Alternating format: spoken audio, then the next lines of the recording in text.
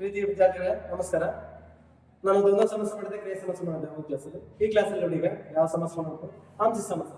ಅಂಶಿ ಸಮಸ್ಯೆ ಅಂದ್ರೆ ನಿಮ್ಗೆ ಗೊತ್ತಿರುತ್ತೆ. ಅಂಶ ಅಂದ್ರೆ ನಿಮಗೆ ಎಕ್ಸಾಂಪಲ್ ಒಂದು ಉದಾಹರಣೆ ಕೊಡ್ತೀನಿ. ನಾನು ಒಬ್ಬ ಮನುಷ್ಯ ಇದ್ದೀನಿ. ಆ ಮನುಷ್ಯನಲ್ಲಿರುವಂತಹ ಭಾಗಗಳು ಯಾವಪ್ಪ ಅಂದ್ರೆ ಕೈ ಇದಾವೆ, ಕಾಲಿದಾವೆ, ತಲೆ ಇದಾವೆ. ಇವೆಲ್ಲ ಏನಂದ್ರೆ ಮನುಷ್ಯನಲ್ಲಿರುವಂತಹ ಭಾಗಗಳು. ಇದನ್ನ ನಾವು ಏನ್ ಕರಿತೀವಪ್ಪ ಅಂದ್ರೆ ಅಂಶಿ ಅಂತ ಹೇಳಿ ನಾವು ಕರಿತೀವಿ. ಹಾಗಾದ್ರೆ ನಿಮಗೆ ಇಲ್ಲಿ ವಿಡಿಯೋ ಮುಖಾಂತರ ನೋಡಿದ್ರೆ ನಿಮಗೆ ಬೇಗ ಅರ್ಥ ಆಗುತ್ತೆ. ಬನ್ನಿ ನೋಡೋಣ. ನಾವಿಲ್ಲಿ ಅಂಶಿ ಸಮಾಸ ಅಂತ ಹೇಳಿ ನಾವು ಬರ್ತೀವಿ. ಇದರ ಡೆಫಿನೇಷನ್ ಏನಪ್ಪಾ ಅಂತಂದ್ರೆ ಪೂರ್ವ ಪದವು ಅಂಶವಾಗಿತ್ತು. ಪೂರ್ವ ಪದ ನಾವೇನ್ ನೋಡಬೇಕಂದ್ರೆ ಅಂಶ ಪದವಾಗಿದ್ದು, ಉತ್ತರ ಪದವು ಅಂಶಿಯಾಗಿ, ಉತ್ತರ ಪದವು ಅಂಶಿಯಾಗಿ ಸಂಬಂಧದಿಂದ ಕೂಡಿದ್ದು ಪದ ವಿಗ್ರಹಿಸಿ ಬರೆದಾಗ ಪೂರ್ವ ಪದವು ಅಂಶಿಯಾಗಿ ಉತ್ತರ ಪದವು ಅಂಶವಾಗಿ ಪರಿವರ್ತನೆ ಹೊಂದಿ ಪೂರ್ವ ಪದದ ಪ್ರಧಾನವಾಗಿದ್ದರೆ ಅದನ್ನು ನಾವು ಅಂಶಿ ಸಮಾಸ ಅಂತೇಳಿ ನಾವು ಕರಿತೀವಿ. ನಿಮ್ಗೆ ಉದಾಹರಣೆ ಮುಖಾಂತರ ನೋಡಿದ್ರೆ ಇನ್ನೂ ಸ್ವಲ್ಪ ನಿಮಗೆ ಬೇಗನೆ ಅರ್ಥ ಆಗುತ್ತೆ. ಯಾಕಂದ್ರೆ ನೋಡಿ ಉದಾಹರಣೆ ರೀತಿ ನೋಡಿ, ಇಲ್ಲಿ ನಾವು ಒಳಚರಂಡಿ ಅಂತ ಹೇಳಿ ನಾವು ಬರೆದಿವಿ. ನಾವು ಅದನ್ನ ಒಳಚರಂಡಿ ಅಂತ ಬರೆದಾಗ ನಾವು ಬಿಡಿಸ್ಕೊಂಡು ಹೋಗ್ಬೇಕು. ಪೂರ್ವ ಪದ ಯಾವುದು, ಉತ್ತರ ಪದ ಯಾವುದು ನೋಡಿ. ಈಗ ಪೂರ್ವ ಪದ, ಉತ್ತರ ಪದ. ಅದಕ್ಕೆ ಏನಾಗಿದೆ, ಪೂರ್ವ ಪದವು ಅಂಶವಾಗಿ ಅಂದ್ರೆ ಇದು ಅಂಶವಾಗಿ ಫಸ್ಟ್ ಬರೆಯಲಾಗ.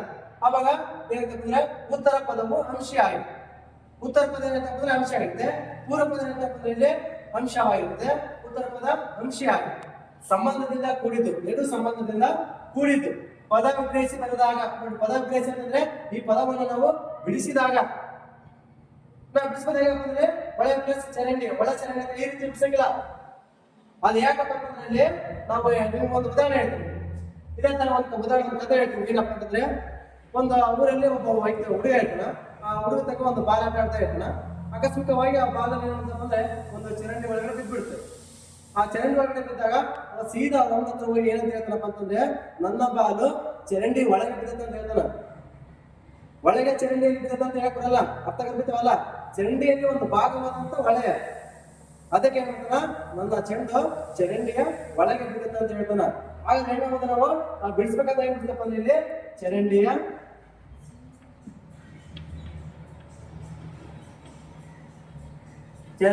ಅದೇ ಒಳಗೆ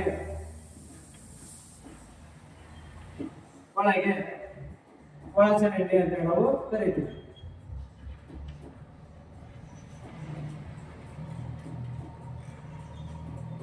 ನೋಡಿ ನಮಗೆ ಇದನ್ನ ಯಾವ್ದು, ಪೂರ್ವ ಪದ, ಉತ್ತರ ಪದ. ಇವಾಗ ನೋಡಿ ನಿಮಗೆ ಬೇಗ ಅರ್ಥ ಆಗುತ್ತೆ. ಏನಲ್ಲ ನೋಡಿ, ಈಗ ಪೂರ್ವ ಪದವು ಅಂಶವಾಗಿ ನಾವು ಬರೆದಾಗ ಪೂರ್ವ ಪದವು ಅಂಶವಾಗಿದೆ, ಉತ್ತರ ಪದವು ಅಂಶ ಆಗಿದೆ, ಉತ್ತರ ಪದವು ಅಂಶ ಆಗಿದೆ. ಒಂದಕ್ಕೊಂದು ಸಂಬಂಧವನ್ನು ಕೂಡಿದೆ, ಅದಕ್ಕೆ ಕೂಡಿದೆ ಒಂದಕ್ಕೊಂದು ಸಂಬಂಧದಿಂದ ಕೂಡಿದ್ದು.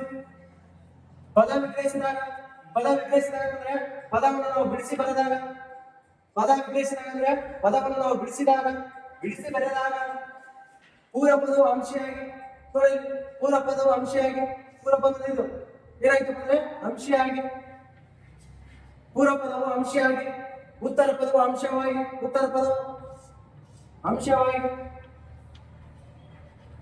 ಪದವು ಅಂಶವಾಗಿದ್ದರೆ ಪರಿವರ್ತನೆ ಹೊಂದಿ ಪೂರ್ವ ಪದವು ಪ್ರಧಾನವಾಗಿದ್ದರೆ, ಪೂರ್ವ ಪದ ಅಂದ್ರೆ ಇದು ಪೂರ್ವ ಪ್ರಧಾನ ಪ್ರಧಾನವಾಗಿದ್ದರೆ ಅಂತಹ ಸಮಾಸವನ್ನು ನಾವು ಅಂಶಿ ಸಮಾಸ ಅಂತ ಹೇಳ್ತೀವಿ ನಾವು.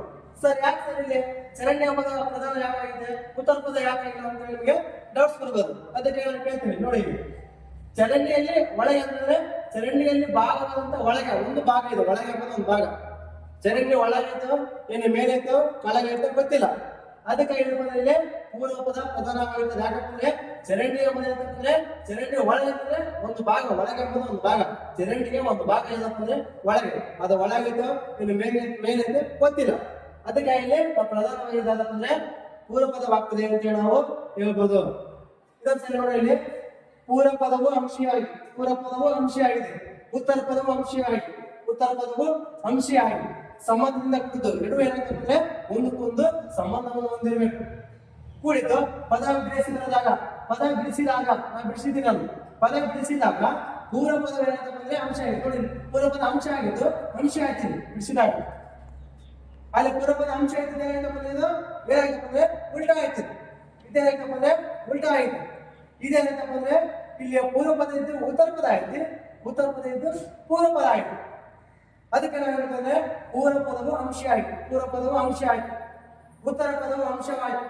ಅಂಶವಾದಾಗ ಪರಿವರ್ತನೆ ಹೊಂದಿ ಪೂರ್ವ ಪದವು ಪ್ರಧಾನವಾಗಿದ್ದರೆ, ಪೂರ್ವ ಪದವು ಇದು ಪ್ರಧಾನವಾಗಿದ್ದರೆ ಅಂತಹ ಸಮಾಸವನ್ನು ಅಂಶಿ ಸಮಾಸ ಅಂತ ಹೇಳಿ ನಾವು ಕರಿತೀವಿ.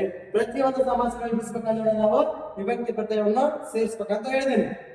ಈಗ ನಾವೇನ್ ಮಾಡ್ತೇವೆ ಅಂದ್ರೆ ಚರಂಡಿಯ ಆ ಬರ್ತದ ಷಷ್ಠಿ ವಿಭಕ್ತಿ ಪ್ರತ್ಯಯ ಆ ಸೇರ್ಸಕತ್ತಿದ್ವಿ. ಅದಕ್ಕೆ ಇಲ್ಲಿ ಚರಂಡಿಯ ಒಳಗೆ ಒಳ ಚರಂಡಿ ಅಂತ ಹೇಳಿ ನಾವು ಬಿಡಿಸ್ತೀವಿ. ಇಲ್ಲಿ ಒಂದು ಉದಾಹರಣೆ ಮಾಡಿದ್ರೆ ನಮಗೆ ಇನ್ನಷ್ಟು ಬೇಗ ಅರ್ಥ ಆಗ್ತದೆ ಅಂತ ಹೇಳಿ ನಾವು ಹೇಳ್ಬೋದು. ನೋಡೋಣ ಇನ್ನೊಂದು ಉದಾಹರಣೆ.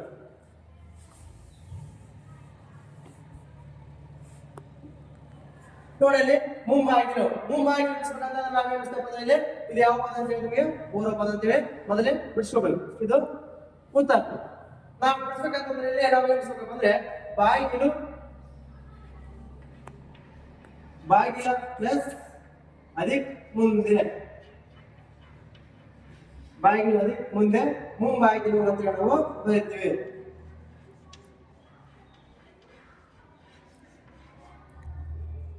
ಮುಂಬಾಗಿಲು ಅಂತ ಹೇಳಿ ನಾವು ಬರೀತೀವಿ. ಅದಕ್ಕಾಗಿ ನಾವು ಏನ್ ಮಾಡ್ಬೇಕಪ್ಪ ಅಂತಂದ್ರೆ ಇಲ್ಲಿ ನೋಡಿ ಇದು ಯಾವ ಪದ ಅಂತ ಹೇಳಿದ್ರೆ ಪೂರ್ವ ಪದ, ಇದು ಉತ್ತರ ಪದ. ಇವಾಗ ನೋಡಿ ಇಲ್ಲಿ ನಾವು ಇಲ್ಲ ಬಾಗಿಲಲ್ಲಿ ಮುಂದೆ ಬರ್ತೇವೆ, ಮುಂದೆ ಬಾಗಿಲು ಬರಲಿಲ್ಲ, ಬಾಗಿಲು ಅನ್ನೋದು ಒಂದೇ. ಅದು ಬಾಗಿಲು ಮುಂದೆನೇ ಇರ್ಬೋದು ಹಿಂದೆನೇ ಇರ್ಬೋದು. ಅದಕ್ಕಾಗಿ ಏನ್ ಮಾಡ್ತಕ್ಕಂಥ ನಾವು ಉಲ್ಟೆ ಬಿಡಿಸ್ಬೇಕು. ಇಲ್ಲಿ ನಾವು ಪೂರ್ವ ಪದ ಇದ್ದಲ್ಲಿ ನಾವೇನ್ ಮಾಡ್ತಕ್ಕಂಥ ಅಂತಂದ್ರೆ ಇಲ್ಲಿ ಉತ್ತರ ಪದದಲ್ಲಿ ಬಂದಿದ್ದೀವಿ, ಇಲ್ಲಿ ಉತ್ತರ ಪದ ಇದ್ದಲ್ಲಿ ನಾವೇನ್ ಮಾಡಬೇಕು ಅಂದ್ರೆ ಪೂರ್ವ ಪದ ಬರ್ದಿದ್ದೀವಿ. ಅಂದ್ರೆ ಅಂತ್ಯ ಸಮಾಸವನ್ನು ಬಿಡಿಸ್ಬೇಕಂತಂದ್ರೆ ಉಲ್ಟೆ ಬಿಡಿಸ್ಬೇಕು. ನೀವು ಅದನ್ನು ಮೊದಲು ಬಂದ್ರೆ ನಾವು ಇಲ್ಲಿ ಬರಬೇಕು. ಯಾಕೆ ಬಿಡಿಸ್ಬೇಕು ಅಂತಂದ್ರೆ ಪೂರ್ವ ಪದ ಮತ್ತು ಉತ್ತರ ಪದ. ಆದ್ರೆ ಬಿಡಿಸಿದಾಗ ಏನಂತಂದ್ರೆ ಬಾಗಿಲಲ್ಲಿ ಮುಂದೆ ಬರುತ್ತೆ, ಮುಂದೆಯಲ್ಲಿ ಬಾಗಿಲು ಬರಂಗಿಲ್ಲ. ಅದಕ್ಕೆ ಏನಂತಂದ್ರೆ ನಾವಿಲ್ಲಿ ಬಾಗಿಲ ಎಂಬುದು ಏನಂತಪ್ಪ ಅಂದ್ರೆ ಬಾಗಿಲು ಎಂಬುದು ಮುಂದಾಗಿದೆ, ಮುಂದೆ ಇರುವುದು ಬಾಗಿಲು ಹಿಂದೆ ಇರ್ಬೋದು. ಇದರ ಬಾಗಿಲಲ್ಲಿ ಒಂದು ಭಾಗ ಯಾವ್ದಂದ್ರೆ ಮುಂದೆ, ಇದರ ಒಂದು ಭಾಗ. ಅದಕ್ಕಾಗಿ ನಾವು ಹೇಳ್ತಪ್ಪ ಅಂತಂದ್ರೆ ಇದು ಉತ್ತರ ಪದ ಏನಂತಕ್ಕಂತಂದ್ರೆ ಇಲ್ಲಿ ಏನಂತಪ್ಪ ಅಂದ್ರೆ ಇಲ್ಲಿ ಇದು ಅಂಶವಾಗಿ, ಇದು ಬಾಗಿಲ ಪೂರ್ವ ಪದ ಏನಂತಪ್ಪ ಅಂದ್ರೆ ಅಂಶ. ಅದಕ್ಕಾಗಿ ಇದನ್ನು ನಾವು ಅಂಶ ಸಮಾಸ ಅಂತ ಹೇಳಿ ನಾವು ಹೇಳ್ತೀವಿ. ಅದಕ್ಕಾಗಿ ಇದು ಪ್ರಧಾನವಾಗುತ್ತದೆ ಅಂತ ಹೇಳಿ ನಾವು ಇರಬಹುದು. ಬಾಗಿಲ ಎಂಬುದು ಏನಂತಪ್ಪ ಅಂದ್ರೆ ಪ್ರಧಾನವಾಗುತ್ತದೆ ಅಂತ ಹೇಳಿ ನಾವು ಹೇಳ್ಬೋದು. ಹಾಗಾದ್ರೆ ಇನ್ನೊಂದು ಉದಾಹರಣೆ ನೋಡಿ. ನಾನು ಬರ್ಬೇಕು ಅಂತ ಹೇಳಿದೆ ಪೂರ್ವ ಪದ ಬರಬೇಕಿದೆ ಮತ್ತು ಉತ್ತರ ಪದ ಬರಬೇಕು. ನೋಡಿ ನಡು ರಾತ್ರಿ ಅಂತ ಹೇಳಿದೆ. ನಡು ರಾತ್ರಿ ಬಿಡಿಸ್ಬೇಕಂದ್ರೆ ಏನ್ ಮಾಡ್ತಪ್ಪ ಅಂದ್ರೆ ನಡು ಪ್ಲಸ್ ರಾತ್ರಿ, ನಡುವೆಯಲ್ಲಿ ರಾತ್ರಿ ಬರಂಗಿಲ್ಲ, ರಾತ್ರಿಯಲ್ಲಿ ಏನ್ ಮಾಡ್ತಪ್ಪ ಅಂದ್ರೆ ನಡುವೆ ಬರ್ತದೆ. ಅದಕ್ಕೆ ನಾವು ಬಿಡಿಸ್ಬೇಕಂದ್ರೆ ಇಲ್ಲಿ ರಾತ್ರಿ ಆದಿ ನಡುವೆ ಬಿಡಿಸಿದಾಗ ನಡು ರಾತ್ರಿ. ನೋಡಿ ಇದು ಪೂರ್ವ ಪದ, ಇದು ಉತ್ತರ ಪದ. ಇವಾಗ ನೋಡಿ ನಾವು ಬಿಡಿಸಿದಾಗ ಫಸ್ಟ್ ಇಲ್ಲಿ ಪೂರ್ವ ಪದ ಬರಬೇಕು, ಈ ಕಡೆ ಉತ್ತರ ಪದ ಬರಬೇಕು ಒಂದು. ಅದಕ್ಕಾಗಿ ಹೇಳ್ತಾರೆ ಪೂರ್ವ ಪದವು ಅಂಶ ಆಗಿದೆ, ಪೂರ್ವ ಪದ ಮೊದಲ ಅಂಶ ಆಗಿದೆ, ಉತ್ತರ ಪದವು ಅಂಶ ಆಗಿದೆ. ಇವೆರಡು ಏನಂತಪ್ಪ ಅಂದ್ರೆ ಸಂಬಂಧವನ್ನು ಹೊಂದಿರಬೇಕು. ಎರಡು ಇದಕ್ಕೂ ಇದಕ್ಕೂ ಏನ್ ಮಾಡಬೇಕು ಅಂದ್ರೆ ಸಂಬಂಧವನ್ನು ಹೊಂದಿರಬೇಕು. ಕೂಡಿದ್ದು ಪದ ವಿಗ್ರಹಿಸಿದಾಗ, ಪದವನ್ನು ಬಿಡಿಸಿದಾಗ, ಪದವನ್ನು ವಿಗ್ರಹಿಸಿದಾಗ, ಪದವನ್ನು ಬಿಡಿಸಿದಾಗ ಪೂರ್ವ ಪದವು ಅಂಶ ಆಗಿ, ಪೂರ್ವ ಪದ ಅಂತಂದ್ರೆ ಇಲ್ಲಿ ಉತ್ತರ ಪದ ಇದ್ದು ಇದು ಪೂರ್ವ ಪದ ಆಗಿ ಅಂಶ ಆಗಿ, ಉತ್ತರ ಪದವು ಅಂಶವಾಗಿ. ನೋಡಿ ಪೂರ್ವ ಪದ ಏನಂತಂದ್ರೆ ಉತ್ತರ ಪದವಾಗಿ ಅಂಶವಾಗಿ ಬರೆದಾಗ ಪರಿವರ್ತನೆ ಹೊಂದಿ ಪೂರ್ವ ಪದವು ಪ್ರಧಾನವಾಗಿ, ಪೂರ್ವ ಪದವು ಪ್ರಧಾನವಾಗಿದ್ದರೆ ಅಂತಹ ಸಮಾಸವನ್ನು ನಾವು ಅಂಶಿ ಸಮಾಸ ಅಂತ ಹೇಳಿ ನಾವು ಕರಿತೀವಿ. ಆದ್ರೆ ನೋಡಿ ನಡುವೆಯಲ್ಲಿ ರಾತ್ರಿ ಬರಂಗಿಲ್ಲ, ರಾತ್ರಿಯಲ್ಲಿ ನಡುವೆ ಬರ್ತದೆ. ಅದಕ್ಕೆ ನಾವು ಪ್ರತಿಯೊಂದು ಬಿಡಿಸ್ಬೇಕು ಸಮಾಸ ಅಂತಂದ್ರೆ ಅಂಶಿ ಸಮಾಸವನ್ನು ಬಿಡಿಸ್ಬೇಕಂತಂದ್ರೆ ಉಲ್ಟಾ ಮಾಡ್ಬೇಕು. ನಡುವೆಯಲ್ಲಿ ರಾತ್ರಿ ಬರಂಗಿಲ್ಲ, ರಾತ್ರಿಯಲ್ಲಿ ನಡುವೆ ಬರ್ತದೆ. ಅದಕ್ಕಾಗಿ ರಾತ್ರಿಯ ಅಧಿಕ್ ನಡುವೆ ಬರ್ತದೆ, ನಡು ರಾತ್ರಿ. ಅದಕ್ಕೆ ನಾವಿಲ್ಲಿ ವಿಭಕ್ತಿ ಪ್ರತ್ಯಯವನ್ನು ಸೇರಿಸಕತ್ತೀವಿ. ನಾವು ರಾತ್ರಿಯ ಷಷ್ಠಿ ವಿಭಕ್ತಿ ಪ್ರತ್ಯಯವನ್ನು ಸೇರಕತ್ತಿದೆ. ಅದಕ್ಕಾಗಿ ಇಲ್ಲಿ ರಾತ್ರಿಯಲ್ಲಿ ಒಂದು ಭಾಗ ಏನಪ್ಪ ಅಂದ್ರೆ ನಡುವೆ, ನಡುವೆ ರಾತ್ರಿ ಆಗಿರ್ಬೋದು, ಮಧ್ಯರಾತ್ರಿ ಆಗಿರ್ಬೋದು, ಈ ರೀತಿಯಾಗಿ ಹಲವಾರು ಪದಗಳು ಬರ್ತಾವ. ಈಗ ನಾವು ಮಧ್ಯರಾತ್ರಿ ನಾವು ಬಂದಿದ್ದೀವಿ. ಇಲ್ಲಿ ಮಧ್ಯರಾತ್ರಿ ಪುಸ್ತಕದಲ್ಲಿ ನಾವಿಲ್ಲಿ ಯಾವ ಪದ? ಪೂರ್ವ ಪದ, ಉತ್ತರ ಪದ. ನೋಡಿ ಈಗ ರಾತ್ರಿಯ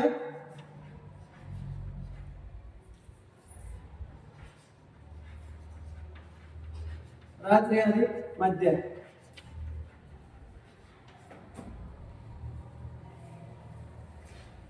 ನೋಡಿ ಇಲ್ಲಿ ಮಧ್ಯ ರಾತ್ರಿ.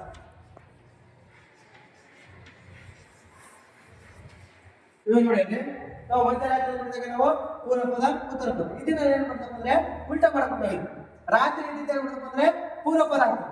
ಇದ್ಯಾವ ಪದ ಇದು ಪೂರ್ವ ಪದ, ಇದು ಉತ್ತರ ಪದ. ಅದಕ್ಕೆ ನಾವು ಈ ರೀತಿಯಾಗಿ ಬಿಡಿಸ್ಬೇಕು ನಾವು. ಅದಕ್ಕೆ ಇಲ್ಲಿ ರಾತ್ರಿಯಲ್ಲಿ ಮಧ್ಯ ಬರುತ್ತೆ, ಮಧ್ಯದಲ್ಲಿ ಯಾವುದೇ ರೀತಿಯಾಗಿ ರಾತ್ರಿ ಬರಂಗಿಲ್ಲ. ಅದಕ್ಕಾಗಿ ನಾವು ರಾತ್ರಿಯ ಮಧ್ಯ ರಾತ್ರಿ ಅಂತ ಈ ರೀತಿಯಾಗಿ ನಾವು ಬಿಡಿಸ್ಬೇಕಾಗ್ತದೆ ಅಂತ ನಾವು ಹೇಳ್ಬೋದು.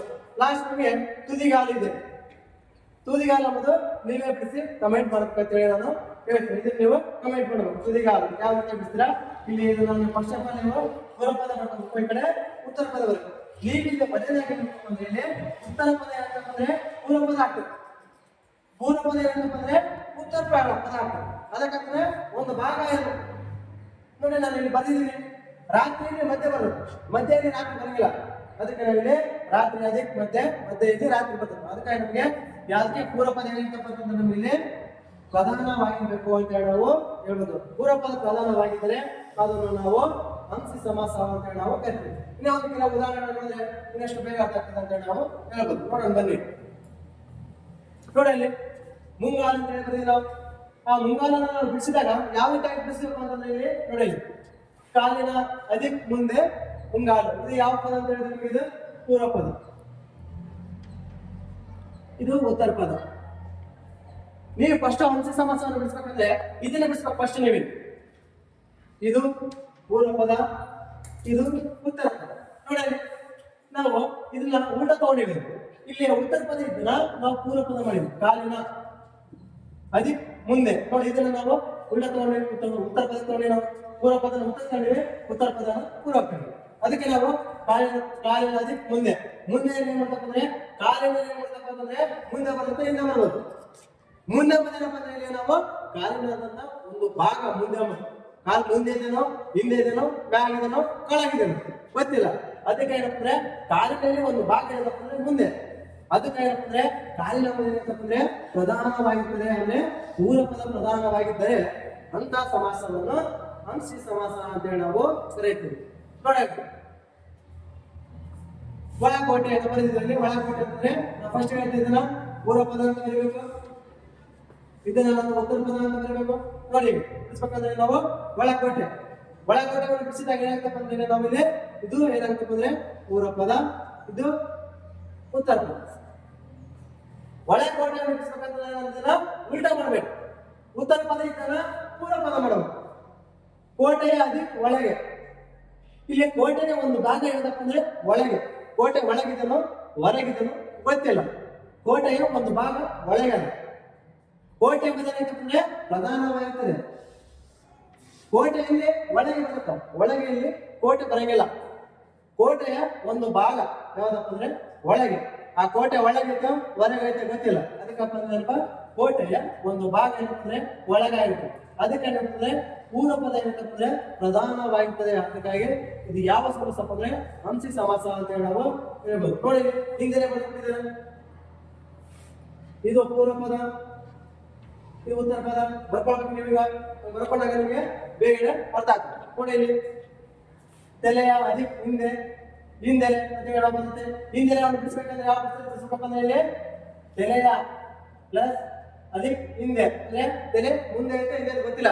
ತಲೆ ಅನ್ನೋದು ಏನಪ್ಪ ಅಂತಂದ್ರೆ ನಮ್ಮ ತಲೆ ಇದೆ, ತಲೆಯಲ್ಲಿ ಭಾಗ ಏನಪ್ಪ ಅಂತಂದ್ರೆ ಇಲ್ಲಿ ಹಿಂದೆ, ತಲೆ ಹಿಂದೆ ಐತೆ ಮುಂದೆ ಐತೆ ಗೊತ್ತಿಲ್ಲ. ಅದಕ್ಕೆ ನಾವಿಲ್ಲಿ ಪೂರ್ವ ಪದ ಏನಾಯ್ತಪ್ಪ ಅಂದ್ರೆ ಪ್ರಧಾನವಾಗ್ತದೆ. ಪೂರ್ವ ಪದ ಇದೇ ಆಗ್ತದೆ. ಇದು ಪೂರ್ವ ಪದ ಅಂತ ಹೇಳಿದೆ, ಇದು ಉತ್ತರ ಪದ. ಅದಕ್ಕೆ ತಲೆಯಲ್ಲಿ ಒಂದು ಹಿಂದೆ ಇರುವುದಿಲ್ಲ ಮುಂದೆ ಇರುವುದಿಲ್ಲ. ಅದಕ್ಕೆ ತಲೆ ಎಂಬುದು ಏನಂತಪ್ಪ ಅಂದ್ರೆ ಪೂರ್ವ ಪದ ಪ್ರಧಾನವಾಗಿರ್ತದೆ ಅಂತ ನಾವು ಹೇಳ್ಬೋದು. ನೆಕ್ಸ್ಟ್ ನೋಡಲಿ ತುದಿ ಬೆರಳು. ತುದಿ ಬೆರಳು ಬರ್ಬೇಕಾದ್ರೆ ನಾನು ಫಸ್ಟ್ ಹೇಳ್ತೇನೆ ನಿಮಗೆ, ಇದು ನಾವು ಪೂರ್ವ ಪದ ಅಂತ ಬರೀಬೇಕು, ಇದು ಉತ್ತರ ಪದ ಅಂತ ಬರೀಬೇಕು. ಇದನ್ನ ನಾವು ಉತ್ತರ ಪದ ಇದ್ದನ್ನ ಪೂರ್ವ ಪದ ಮಾಡಬೇಕು, ಪೂರ್ವ ಪದ ಇದ್ದನ್ನ ನಾವು ಉತ್ತರ ಪದ ಮಾಡಬೇಕು, ಅವಾಗ ಬರುತ್ತೆ. ನೋಡಿ ಈಗ ನಾವು ಬಿಡಿಸ್ಬೇಕಂದ್ರೆ ಇದು ಪೂರ್ವ ಪದ, ಉತ್ತರ ಪದ. ನೋಡಿ ಬೆರಳಿನ ತುದಿ ಬೆರಳು. ಬೆರಳಿನಲ್ಲಿ ತುದಿ ಬರ್ತದ, ತುದಿಯಲ್ಲಿ ಬೆರಳು ಬರಂಗಿಲ್ಲ. ಅಲ್ಲಿ ಬೆರಳಿದೆ, ನಮ್ಮ ಎಕ್ಸಾಂಪಲ್ ಬೆರಳಿದೆ, ಆ ಬೆರಳಿಗೆ ಏನಾಗ್ತದೆ ತುದಿ ಬರ್ತದೆ. ಈ ತುದಿಯಲ್ಲಿ ಬೆರಳು ಬರಂಗಿಲ್ಲ. ಅದಕ್ಕೆ ನಾವು ಬಿಡಿಸ್ಬೇಕಂತಂದ್ರೆ ಇಲ್ಲಿ ನಾವು ಉತ್ತರ ಪದ ಇದ್ದಿದ್ದು ಪೂರ್ವ ಆಗ್ತದೆ, ಪೂರ್ವ ಪದ ಇದ್ದಿದ್ದು ಉತ್ತರ ಆಗಿದೆ. ಅದಕ್ಕೆ ನಾವಿಲ್ಲಿ ಪ್ರಧಾನವಾಗಿ ಯಾವ್ದಪ್ಪ ಅಂದ್ರೆ ಇಲ್ಲಿ ಬೆರಳಿನ ಮತ್ತೆ ಇಲ್ಲಿ ವಿಭಕ್ತಿ ಪ್ರತ್ಯಯವನ್ನು ನಾನು ಸೇರಿಸಬೇಕಂತ ಹೇಳಿದ್ದೇನೆ. ಬೆರಳಿನ ಷಷ್ಠಿ ವಿಭಕ್ತಿ ಪ್ರತ್ಯಯ ಆ ಅದರ ಕಟ್ಟಿದ್ದೇನೆ. ಅದಕ್ಕಾಗಿ ಇಲ್ಲಿ ಬೆರಳಿನ ಅದಕ್ಕೆ ತುದಿ ಬೆರಳು ಅಂತ ಹೇಳಿ ನಾವು ಹೇಳ್ಬೋದು. ನೆಕ್ಸ್ಟ್ ನೋಡೋಣ, ಇನ್ನು ಬೇರೆ ಬಿಡ್ತೀವಿ. ಇಲ್ಲಿ ಒಳಮನೆ ಅಂತ ಹೇಳಿ ನಾವು ಬರೆದಿವಿ. ಇದು ಪೂರ್ವ ಪದ, ಇದು ಉತ್ತರ ಪದ. ಇಲ್ಲಿ ನಾವು ಬಿಡಿಸಿದಾಗ ಏನಂತಪ್ಪ ಅಂದ್ರೆ ಇದು ಪೂರ್ವ ಪದ, ಇದು ಉತ್ತರ ಪದ. ಪೂರ್ವ ಇದ್ದು ಉತ್ತರ ಆಗಿದೆ, ಉತ್ತರ ಇದ್ದು ಪೂರ್ವ ಆಗಿದೆ ಬಿಡಿಸಿದಾಗ. ನೋಡಿ ನಿಮಗೆ ಮನೆಯ ಅತಿ ಒಳಗೆ ಇಲ್ಲೇನು ಒಳ ಮನೆ ಅಂತೇಳಿ ನಾವು ಕರಿತೀವಿ. ಅದಕ್ಕೆ ನಾವು ಹೇಳ್ತಂದ್ರೆ ಮನೆಯಲ್ಲಿ ಒಳಗೆ ಬರ್ತದೆ, ಒಳಗೆಲ್ಲಿ ಮನೆ ಬರಂಗಿಲ್ಲ. ಮನೆ ಒಳ ಆಗೈತೆ ಗೊತ್ತಿಲ್ಲ, ಹೊರ ಆಗೈತೆ ಗೊತ್ತಿಲ್ಲ, ಮೇಲೈತೆ ಗೊತ್ತಿಲ್ಲ, ಕೆಳಗೈತೆ ಗೊತ್ತಿಲ್ಲ. ಅದಕ್ಕೆ ನಾವು ಒಳಗೆ ಮನೆ ಬರಂಗಿಲ್ಲ, ಮನೆಯಲ್ಲಿ ಒಳಗೆ ಬರ್ತದೆ. ಇಲ್ಲಿ ಯಾವ ಮನೆ ಅಂತಂದ್ರೆ ವ್ಯಕ್ತಿ ಪ್ರತ್ಯಯವನ್ನು ಸೇರಿಸಬೇಕು. ಆ ಕೊನೆಯಲ್ಲಿ ಮನೆಯ ಇದು ಕೂಡ ಶ್ರೇಷ್ಠ ವ್ಯಕ್ತಿ ಪ್ರತ್ಯಯ ಬರ್ತಿದೆ. ಅದಕ್ಕೆ ನಾವು ಇದನ್ನ ಸೇರಿಸಿದಾಗ ಏನಾಗಬೇಕು ಅಂತಂದ್ರೆ ಮನೆ ಒಳಗೆ ಇತ್ತು, ಹೊರಗೆ ಇತ್ತು. ಅದಕ್ಕಾಗಿ ಮನೆಯಲ್ಲಿ ಒಂದು ಭಾಗ ಏನಪ್ಪ ಅಂದ್ರೆ ಒಳಗೆ ಒಂದು ಭಾಗ ಅಂತ ನಾವು ಹೇಳ್ಬೋದು. ಲಾಸ್ಟ್ ನೋಡಿ ಅಂಗೈ ಬಿಡಿಸ್ಬೇಕಾದ್ರೆ ಇದನ್ನ ಪೂರ್ವ ಪದ, ಇದು ಉತ್ತರ ಪದ. ಆ ಬಿಡಿಸಿದಾಗ ಉಂಟಾಗ ಪೂರ್ವ ಪದ, ಉತ್ತರ ಪದ. ನೋಡಿ ಅಂಗೈ ಬಿಡಿಸಿದಾಗ ಕೈ ಅಡಿ ಅಂಗೈ ಅಂತ ನಾವು ಹೇಳ್ತೀವಿ. ಹಾಗಾದ್ರೆ ನಾವಿಲ್ಲಿ ನಾವು ಬಿಡಿಸಿದಾಗ ಕೈಯಲ್ಲಿ ಒಂದು ಅಡಿ ಬರ್ತದೆ, ಅಂದ್ರೆ ಒಂದು ಕೈ ಇದಿಷ್ಟು, ನನ್ನ ಕೈಯಲ್ಲಿ ಅಡಿ ಬರ್ತದ, ಒಂದು ತುದಿ ಬರ್ತದ. ಅದೇ ಕೈಯಲ್ಲಿ ಒಂದು ಭಾಗ ಏನಪ್ಪ ಅಂತಂದ್ರೆ ಇಲ್ಲಿ ನಾವು ಕೈಯಲ್ಲಿ ಒಂದು ಭಾಗ ಅಡಿ ಅಂತ ನಾವು ಹೇಳ್ತೀವಿ. ಅದಕ್ಕಾಗಿ ಇದು ಪೂರ್ವ ಪದ ಏನಾಗಿದೆಪ್ಪ ಅಂತಂದ್ರೆ ನಾಮಪದ ಆಗ್ತದೆ ಅಂತ ನಾವು ಹೇಳ್ಬೋದು. ಅದಕ್ಕಾಗಿ ವಿಭಕ್ತಿ ಪ್ರತ್ಯಯ ಸೇರಿಸಬೇಕಂತ ಹೇಳಿದ್ರೆ ನಾನು ಕೈಯ ಪ್ಲಸ್ ಅಡಿ ಅಂಗೈ. ಕೈಯಲ್ಲಿ ಏನ್ ಬರ್ತದೆ ಅಂದ್ರೆ ಒಂದು ಭಾಗ ಬರ್ತದೆ, ಅಡಿ ಅಂತಂದ್ರೆ ಗೇಣು. ಈ ರೀತಿಯಾಗಿ ಶಬ್ದಗಳನ್ನು ಬಿಡಿಸಿದ್ರೆ ನಾವು ಹಂಸಿ ಸಮಾಸ ಅಂತ ಹೇಳಿ ನಾವು ಹೇಳ್ಬೋದು. ಮತ್ತು ಒಂದಕ್ಕೊಂದು ಸಂಬಂಧವನ್ನು ಹೊಂದಿರುವ ಪದಗಳು ಪ್ರತಿಯೊಂದು ಒಂದೊಂದಕ್ಕೊಂದು ಸಂಬಂಧಪಟ್ಟಿದೆ. ತುದಿ ಬೆರಳಿನಲ್ಲಿ ತುದಿ ಬರ್ತದೆ, ಒಂದಕ್ಕೊಂದು ಸಂಬಂಧಪಟ್ಟಿದೆ. ಆಮೇಲೆ ಹಿಂದೆ ನೋಡು ನಮಗೆ ಏನ್ ಬರ್ತಪ್ಪ ಅಂದ್ರೆ ಒಂದಕ್ಕೊಂದು ಸಂಬಂಧವನ್ನು ಕೊಟ್ಟಿದೆ. ಪ್ರತಿಯೊಂದು ಹಂಸಿ ಸಮಾಸಗಳಲ್ಲಿ ನಾವು ಬಿಡಿಸಿದಾಗ ಒಂದಕ್ಕೊಂದು ಸಂಬಂಧವನ್ನು ಕೊಟ್ಟಿದ್ರೆ ಅದನ್ನು ನಾವು ಹಂಸಿ ಸಮಾಸ ಅಂತ ಹೇಳಿ ನಾವು ಹೇಳ್ತೀವಿ. ಇನ್ನ ಏನಾದ್ರೂ ನಿಮಗೆ ಡೌಟ್ಸ್ ಇದ್ರೆ ಕಮೆಂಟ್ ಮುಖಾಂತರ ತಿಳಿಸುತ್ತಾ ನನ್ನ ಕ್ಲಾಸನ್ನು ಮುಗಿಸುತ್ತೇನೆ. ಥ್ಯಾಂಕ್ ಯು, ಧನ್ಯವಾದಗಳು.